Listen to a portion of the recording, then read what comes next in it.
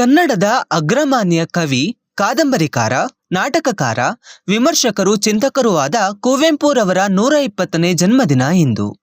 ಕುವೆಂಪುರವರ ನೆನಪಿನಲ್ಲಿ ಜನಶಕ್ತಿ ಮೀಡಿಯಾ ವಿಶೇಷ ಕಾರ್ಯಕ್ರಮಗಳನ್ನು ಹಮ್ಮಿಕೊಂಡಿದೆ. ನಮಸ್ಕಾರ, ನಾನು ಮಾಲ್ತೇಶ್.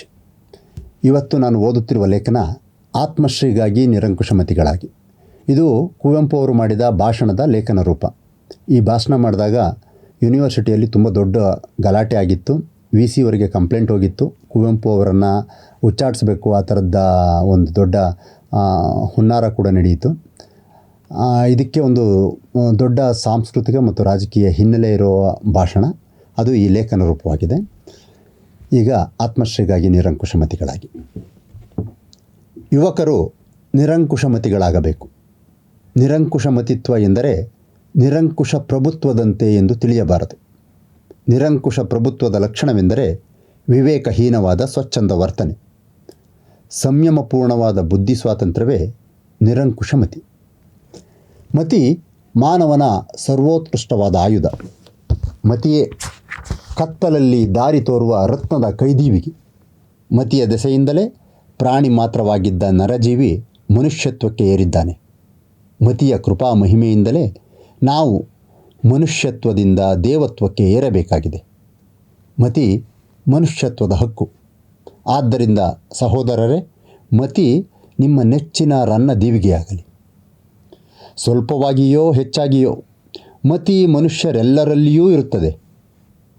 ಆದರೆ ಈಗೇನಾಗಿದೆ ಅದರ ಗತಿ?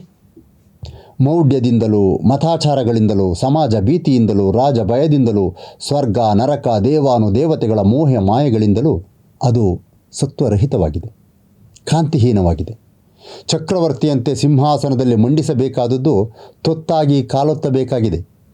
ಎಂದರೆ ಮತಿಗೆ ಅಂಕುಶಗಳು ಅತಿಯಾಗಿ ಜೀವವೇ ನಿಸ್ತೇಜವಾಗಿದೆ. ಯುವಕ ಮಿತ್ರರೇ, ಅಧೋಗತಿಗಿಳಿದಿರುವ ನಮ್ಮ ಮತಿಯನ್ನು ಮತ್ತೆ ಆಕಾಶಕ್ಕೆತ್ತಬೇಕು. ಮತಿಯನ್ನು ನಿಸ್ತೇಜಗೈದಿರುವ ಕೆಲವು ಅಂಶಗಳನ್ನು ವಿವರಿಸುತ್ತೇನೆ, ಸಾವಧಾನದಿಂದ ಕೇಳಿ. ಮತ ನಮಗೊಂದು ದೊಡ್ಡ ಬಂಧನವಾಗಿದೆ. ನಾಡಿನ ಏಳ್ಗೆಯ ಕುತ್ತಿಗೆಗೆ ಉರುಳಾಗಿದೆ. ಪರಮಶಾಂತಿಯೂ ಪರಮಾನಂದವೂ ಆಗಿರುವ ಪರಮೇಶ್ವರನನ್ನು ಪಡೆಯಲೆಂದೇ ಜೀವ ಮಾಡುವ ಪ್ರಯತ್ನವೇ ಮತದ ನಿಜಾವಸ್ಥೆ. ಆದರೆ ಈಗ ನಾವು ಮತ ಎಂದು ಕರೆದುಕೊಳ್ಳುವ ಆಚಾರ ಸಮೂಹ ಬರಿಯ ಸಾಮಾಜಿಕವಾದ ಕಟ್ಟು ಕಟ್ಟಳೆಗಳ ಕಾಟವಾಗಿದೆ. ಒಬ್ಬರನ್ನೊಬ್ಬರು ಮುಟ್ಟದಿರುವುದು, ನೋಡದಿರುವುದು, ಒಬ್ಬರನ್ನೊಬ್ಬರು ಕುಳಿತು ಭೋಜನ ಮಾಡದಿರುವುದು, ನಾಮ ಹಾಕಿಕೊಳ್ಳುವುದು, ವಿಭೂತಿ ಹಚ್ಚಿಕೊಳ್ಳುವುದು, ಮುದ್ರೆ ಹೊಡೆದುಕೊಳ್ಳುವುದು, ಶಿಲುಬೆ ಧರಿಸಿಕೊಳ್ಳುವುದು, ಕೆಲವರನ್ನು ಸಾರ್ವಜನಿಕವಾದ ಬಾವಿ ಕೆರೆಗಳಲ್ಲಿ ನೀರು ತೆಗೆದುಕೊಳ್ಳದಂತೆ ಮಾಡುವುದು, ಕೆಲವರನ್ನು ದೇವಸ್ಥಾನದೊಳಕ್ಕೆ ಸೇರಿಸದಿರುವುದು, ಮತ್ತೆ ಕೆಲವರನ್ನು ಗುಡಿಯೊಳಗೆ 10 ಮಾರು ಮಾತ್ರ ಬರಗೊಡಿಸುವುದು. ಹಾಗೆ ಬರಗೊಡಿಸಬೇಕೇ ಬೇಡವೇ ಎಂದು ಚರ್ಚೆ ನಡೆಸುವುದು ಇತ್ಯಾದಿ ಕೆಲಸಕ್ಕೂ ಬಾರದ ಶ್ರೇಯಸ್ಕರವೂ ಅಲ್ಲದ 100 ಆಚಾರ ವ್ಯವಹಾರಗಳ ಸಮಷ್ಟಿಯೇ ನಮ್ಮ ಮತದ ಹುರುಳಾಗಿ ಕುಳಿತಿದೆ. ಉಪನಿಷತ್ತು, ಭಗವದ್ಗೀತೆ ಮತ್ತು ಮಹಾವಿಭೂತಿಗಳು ಸಾರಿದ ಮತ್ತು ಸಾರುತ್ತಿರುವ ಅಮೃತ ಸಂದೇಶ ಅರಣ್ಯ ರೋದನವಾಗಿದೆ. ಆದರೆ ಇನ್ನೂ ಹೆಚ್ಚು ಕಾಲ ಆ ಅಮೃತ ಸಂದೇಶಕ್ಕೆ ಕಿವುಡರಾಗಿರಲಾರೆವು. ಹಾಗಿದ್ದರೆ ನಮಗೂ ನಮ್ಮ ಸಂಸ್ಕೃತಿಗೂ ಮರಣವೇ ಗತಿಯಾಗುತ್ತದೆ. ಯುವಕರಾದರೂ ಎಚ್ಚೆತ್ತುಕೊಂಡು ದೀರ್ಘದೃಷ್ಟಿಯಿಂದಲೂ ವಿಶಾಲ ಹೃದಯದಿಂದಲೂ ಸನಾತನವಾದರೂ ಚಿರನವೀನವಾದ ಆತ್ಮನ ಚಿರಂತನ ದರ್ಶನವನ್ನು ಪಡೆದು ತಮ್ಮನ್ನು ದೇಶವನ್ನು ಉದ್ಧಾರ ಮಾಡಿಕೊಳ್ಳಬೇಕಾಗಿದೆ. ಸರ್ವ ಮತಗಳಿಗಿಂತಲೂ ಶುದ್ಧ ಹೃದಯದ ಮತ್ತು ಸನ್ಮತಿಯ ಮತವೇ ಮಹೋನ್ನತವಾದುದು. ಆ ಗುರು, ಈ ಆಚಾರ್ಯ, ಆ ಧರ್ಮಶಾಸ್ತ್ರ, ಈ ಮನುಸ್ಮೃತಿ ಮೊದಲಾದವು ಏನೇ ಹೇಳಲಿ, ಎಲ್ಲವನ್ನು ವಿಮರ್ಶಿಸುವ, ಪರೀಕ್ಷಿಸುವ, ಒರೆಗಲ್ಲಿಗೆ ಹಚ್ಚುವ ಹಕ್ಕು ನಮ್ಮದಾಗಿರುತ್ತದೆ. ಈಶ್ವರನು ನಮ್ಮಲ್ಲಿಯೂ ಇದ್ದಾನೆ. ಆತನ ಮಹಾಜ್ಯೋತಿಯ ಕಿರಣಗಳು ನಮ್ಮ ಬುದ್ಧಿಯಲ್ಲಿಯೂ ಪ್ರಕಾಶಿಸುತ್ತವೆ. ಆ ಪ್ರಕಾಶವೇ ಮತಿ. ಮತಿಯನ್ನು ತಿರಸ್ಕರಿಸಿದರೆ ಈಶ್ವರನ ಜ್ಯೋತಿಯನ್ನು ತಿರಸ್ಕರಿಸಿದಂತಾಗುತ್ತದೆ. ಹಾಗೆ ಮಾಡುವವನೇ ನಿಜವಾಗಿಯೂ ನಾಸ್ತಿಕನು. ಮೌಢ್ಯವೇ ಈಶ್ವರನಿಂದೆ. ಯಾವ ರೂಪದಲ್ಲಿಯೇ ಆಗಲಿ, ಯಾವ ವೇಷದಲ್ಲಿಯೇ ಆಗಲಿ, ತಿಳಿದು ಮೂಢತನವನ್ನು ಆರಾಧಿಸಿ ಬೋಧಿಸಿ ಲಾಭ ಪಡೆಯುತ್ತಾ ನೆಮ್ಮದಿಯಾಗಿರುವವನು ಪಾಷಂಡಿಯಾಗುತ್ತಾನೆ. ಚತುರ್ಮುಖ ಬ್ರಹ್ಮನೇ ಸಾಕ್ಷಾತ್ತಾಗಿ ಬಂದು, ನಾನೀಗ ನಿಮ್ಮೊಡನೆ ಮಾತನಾಡುತ್ತಿರುವಂತೆ ಋಷಿಗಳಿಗೆ ವೇದವನ್ನು ಉಪನ್ಯಾಸಿಸಿದನು ಎಂದು ಹೇಳಿದರೆ ಕಣ್ಣು ಮುಚ್ಚಿಕೊಂಡು ನಂಬಬೇಡಿ. ಯಾವ ಕಾಲದಲ್ಲಿಯೋ ಯಾವ ಸಮಾಜಕ್ಕಾಗಿಯೋ ಮನು ಬರೆದಿಟ್ಟ ಕಟ್ಟಳೆಗಳು ಇಂದಿಗೂ ನಮ್ಮನ್ನಾಳಬೇಕೆಂದು ಹೇಳಿದರೆ ತಲೆದೂಗಿ ಬಿಡಬೇಡಿ. ಆಗಿನ ಮನು ಪವಿತ್ರನಾದರೆ ಈಗಿನ ಮಹಾತ್ಮ ಗಾಂಧಿ ಪವಿತ್ರನಲ್ಲವೇ? ನಂಬುಗೆ ಪುರಾತನವಾದ ಮಾತ್ರಕ್ಕೆ ಸತ್ಯವಾದುದೆಂದು ಭಾವಿಸಬೇಡಿ. ವಿಜ್ಞಾನ ಪ್ರಪಂಚದಲ್ಲಿ ಹೊಸದಾಗಿ ಕಂಡುಹಿಡಿದ ಸತ್ಯಗಳು ಹಳೆಯ ಅರ್ಧ ಸತ್ಯಗಳಿಗಿಂತಲೂ ಮಾನ್ಯವಾಗುವುದಾದರೆ ಧರ್ಮ ಪ್ರಪಂಚದಲ್ಲೇಕೆ ಹಾಗಾಗಬಾರದು? ವೇದ ಅನಾದಿಯಾದರೆ ಅನಂತವೂ ಆಗಿರುವುದಲ್ಲವೇ? ವೇದ ಪೂರೈಸಿದ ಗ್ರಂಥವಲ್ಲ. ವೇದದ ಕಟ್ಟಕಡೆಯ ಅಧ್ಯಾಯ ಅಂದಿಗೆ ಮುಗಿದಿಲ್ಲ. ಅದು ಇಂದಿಗೂ ನಾಳೆಗೂ ಮುಂದುವರಿಯುತ್ತವೆ. ಹಾಗೆಯೇ ಋಷಿಗಳು ಆಚಾರ್ಯರು ಅಂದಿಗೆ ಪೂರೈಸಿಲ್ಲ, ಕೊನೆಗೊಂಡಿಲ್ಲ.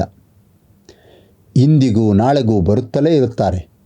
ಆದ್ದರಿಂದ ಹೊಸ ಋಷಿಗಳ ಹೊಸ ವೇದ ವಾಕ್ಯಗಳನ್ನು ಕಿವಿಗೊಟ್ಟು ಕೇಳಿ. ಸಂಕುಚಿತ ಬುದ್ಧಿಯನ್ನು ದೂರ ಮಾಡಿ. ಹೃದಯ ಜೀವನ ಹಳೆಯ ನೀರಿನ ಕೊಳವಾಗದಿರಲಿ. ಯಾವಾಗಲೂ ಹೊಸ ನೀರು ಬಂದು ಹರಿಯುತ್ತಿರುವ ಸ್ವಚ್ಛ ಸಲಿಲ ಶ್ರೋತ್ರವಾಗಿರಲಿ. ಮಹನೀಯರೇ, ಕೆಲವು ಉದಾಹರಣೆಗಳನ್ನು ತೆಗೆದುಕೊಂಡರೆ ನನ್ನ ಆಶಯ ನಿಮಗೆ ಇನ್ನೂ ಸ್ಪಷ್ಟವಾಗುತ್ತದೆ.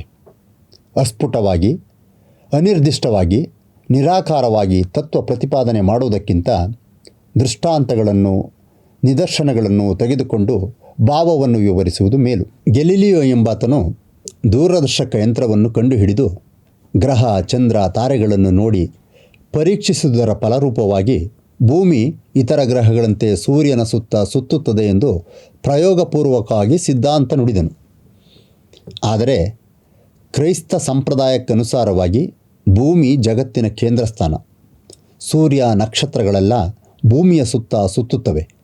ಆ ಕಾರಣದಿಂದಲೇ ಕ್ರೈಸ್ತ ಗುರುಗಳು ಗೆಲಿಲಿಯೋವನ್ನು ಪಾಷಂಡಿ ಎಂದು ಸಾರಿ ವಿಚಾರಣೆಗೆ ಒಳಪಡಿಸಿದರು. ಮುಟ್ಟಾಳರೆಲ್ಲ ಸೇರಿ ಮೇಧಾವಿಯನ್ನು ಕುರಿತು ಹೀಗೆ ಹೇಳಿದ್ದರು: ನಮ್ಮ ಪವಿತ್ರ ಧರ್ಮಶಾಸ್ತ್ರ ಭೂಮಿಯೇ ವಿಶ್ವದ ಕೇಂದ್ರವೆಂದು ಹೇಳುತ್ತದೆ. ಸೂರ್ಯ, ಚಂದ್ರ, ನಕ್ಷತ್ರಗಳೆಲ್ಲ ದೇವರು ತನ್ನ ಮಕ್ಕಳಾದ ಮನುಷ್ಯರ ಪ್ರಯೋಜನಕ್ಕಾಗಿ ಆಕಾಶದಲ್ಲಿಟ್ಟಿರುವ ಅಲಂಕಾರ ದೀಪಗಳು. ಅವು ಭೂಮಿಯ ಸುತ್ತ ಸುತ್ತುತ್ತವೆ. ಭೂಮಿ ತನಗಿಂತಲೂ ಬಹುಪಾಲು ದೊಡ್ಡದಾಗಿರುವ ಸೂರ್ಯನ ಸುತ್ತಲೂ ಸುತ್ತುವ ಅನೇಕ ಗ್ರಹಗಳಲ್ಲಿ ಒಂದು ಸಣ್ಣ ಯಕಶ್ಚಿತ್ ಗ್ರಹ ಮಾತ್ರವೆಂದು ಸಿದ್ಧಾಂತ ಮಾಡಿ ನಮ್ಮನ್ನು ಸೃಷ್ಟಿಸಿದ ಕರುಣಾಮಯನಾದ ಸೃಷ್ಟಿಕರ್ತನಿಗೂ ಆತನ ವಾಣಿಗೂ ಆತನ ಭಕ್ತರಿಗೂ ಅವಮಾನ ಮಾಡಿದ್ದೀಯೇ. ಅಲ್ಲದೆ ನೀನು ಹೇಳುವುದು ಬೈಬಲ್ಲಿಗೆ ವ್ಯತಿರಿಕ್ತವಾದುದರಿಂದ ಅದು ಸುಳ್ಳು. ನಿನ್ನ ಸಿದ್ಧಾಂತವನ್ನು ವಾಪಸ್ಸು ತೆಗೆದುಕೊಂಡು ನಮ್ಮ ಪವಿತ್ರ ಮತ ಹೇಳುವ ಸಿದ್ಧಾಂತವನ್ನು ಒಪ್ಪಿಕೊಳ್ಳದಿದ್ದರೆ ಪವಿತ್ರ ಮತದ ಉದ್ಧಾರಕ್ಕಾಗಿಯೂ ಬೈಬಲಿನ ಗೌರವಾರ್ಥವಾಗಿಯೂ ಪಾಷಂಡಿಗಳಿಗೆ ಭೀತಿ ಹುಟ್ಟಿಸುವ ಸಲುವಾಗಿಯೂ ಸೃಷ್ಟಿಕರ್ತನ ಮಹಿಮೆ ಪೂಜೆಗಳಿಗಾಗಿಯೂ ನಿನ್ನ ಆತ್ಮದ ಪ್ರಾಯಶ್ಚಿತ್ತ ಮತ್ತು ಮೋಕ್ಷಾರ್ಥವಾಗಿಯೂ ನಿನ್ನನ್ನು ಜೀವಸಹಿತವಾಗಿ ಸುಡುತ್ತೇವೆ. ಹೇಳು, ಸುಳ್ಳು ಸಿದ್ಧಾಂತವನ್ನು ವಾಪಸ್ಸು ತೆಗೆದುಕೊಳ್ಳುತ್ತೀಯೋ ಜೀವಸಹಿತವಾಗಿ ಸುಡಿಸಿಕೊಳ್ಳುತ್ತೀಯೋ? ಗೆಲಿಲಿಯೋಗೆ ಚೆನ್ನಾಗಿ ಗೊತ್ತು ತನ್ನ ಸಿದ್ಧಾಂತವೇ ಸರಿ ಎಂದು.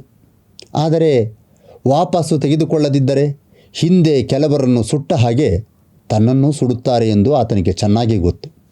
ಆದ್ದರಿಂದ ಆ ಮುಟ್ಟಾಳರ ತೃಪ್ತಿಗಾಗಿ ತನ್ನ ಸಿದ್ಧಾಂತವನ್ನು ವಾಪಸ್ಸು ತೆಗೆದುಕೊಂಡು ಅವರ ಸಿದ್ಧಾಂತವೇ ಸರಿಯೆಂದು ಒಪ್ಪಿ ಬಿಡುಗಡೆ ಪಡೆದನು. ಆದರೆ ಕೋರ್ಟಿನಿಂದ ಹೊರಗೆ ಬರುವಾಗ ತನ್ನಷ್ಟಕ್ಕೆ ತಾನೇ, ನಾನು ನೋವಿಗೆ ಹೆದರಿ ವಾಪಸ್ಸು ತೆಗೆದುಕೊಂಡರೇನಾಯಿತು? ಭೂಮಿ ಸೂರ್ಯನ ಸುತ್ತಿಯೇ ಸುತ್ತುತ್ತದೆ ಎಂದುಕೊಂಡನಂತೆ. ಹೀಗೆ ಮತಿಹೀನವಾದ ಮತ ಜ್ಞಾನದ ಪ್ರಗತಿಗೆ ಅಡಚಣೆಯಾಗಿರುವುದಕ್ಕೆ ಸಾವಿರಾರು ನಿದರ್ಶನಗಳು ಹಿಂದೆಯೂ ಸಿಕ್ಕುತ್ತವೆ, ಇಂದು ದೊರೆಯುತ್ತವೆ.